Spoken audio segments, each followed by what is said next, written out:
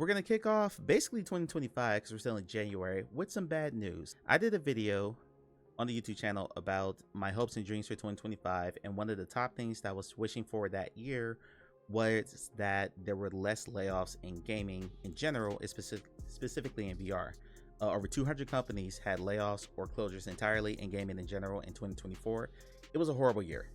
And now we're kicking off this year with an announcement that Drop Dead The Cabin, Just Dance VR, Drop Dead Dual Strike, Warhammer 40,000 Battle Sister, and the Last Stand developer Soul Assembly is laying off 15% of their staff. This from Upload VR. I'm just going to read a statement from the CEO, David Solari.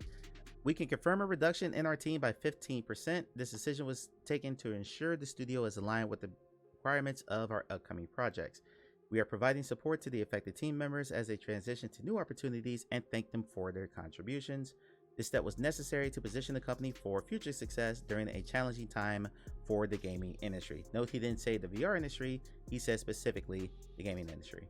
Soul Assembly, which for people who don't know, Soul Assembly was actually a split off from another studio called Pixel Toys. The studio was called Pixel Toys when they first made Drop Dead Dual Strike, but Pixel Toys also made mobile games, and there was I guess you call it a faction of them that wanted to just solely concentrate on VR development. So when they had success with like Drop Dead Dual Strike and some of their early games, they decided to split off and do just straight up VR development. That studio became Soul Assembly, and since then they put out Drop Dead The Cabin, which also has a mixed reality mode called Home Invasion. Home Invasion last year was spun off from Drop Dead The Cabin, which is a $25 game. Home Invasion became a $10 spin-off.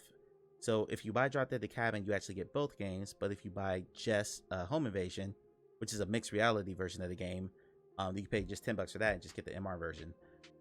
And the other game is called Last Stand, is a mixed reality PvP shooter.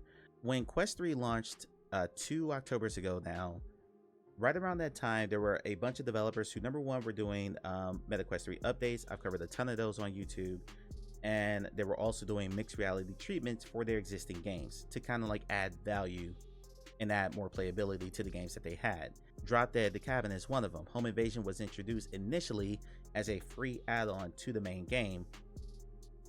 And in hindsight, I'd be curious if they wish they had split that off earlier, because Home Invasion proved to be fairly popular and most people were just playing that and not playing the immersive version of the game, because Home Invasion, by virtue of it being mixed reality and being room scale, is very beginner friendly. I actually use it in VR demos now if I encounter someone who I'm giving a demo to that wants to play a shooter. So hindsight, I'd be curious if they had just released Home Invasion as a separate app, the same way that Resolution Games did with Demeo Battles, as opposed to just adding PvP to Demeo itself. If they just done that from the jump, if that would have done anything. Because from talking to multiple developers, and I mean well over a dozen, who have done either Quest 3 updates or mixed reality add-ons to their games, almost to a person, they said it didn't really move the needle. There was like a short-term like bump, but then it fell right back down.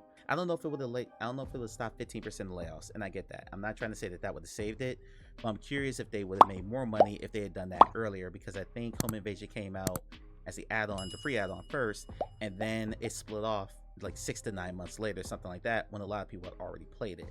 A lot of them were older titles that were probably seen as such. Yeah, but honestly, if you have an older title, updating with fresh content is a way to get people back into your game. So I'm not blaming them for putting out the Quest 3 updates, because frankly, I mean, upscaling games for new technology is something that you love to see developers do. So I'm not saying it was a bad thing. I'm just saying it didn't move the needle as much as I think some of the developers were hoping it would. And I'm speaking to someone who has played 70 different Quest 3 updates. And every single time we do one of these stories, I say the same thing, because it never fails to be true. I hope all these people are able to find gainful employment elsewhere and they all land on their feet. I really hope this is not the start of a massive bloodletting again in 2025. This 2024 was a horrible year for gaming. When you look at layoffs, it was pretty awful. Tens of thousands of people lost their jobs last year.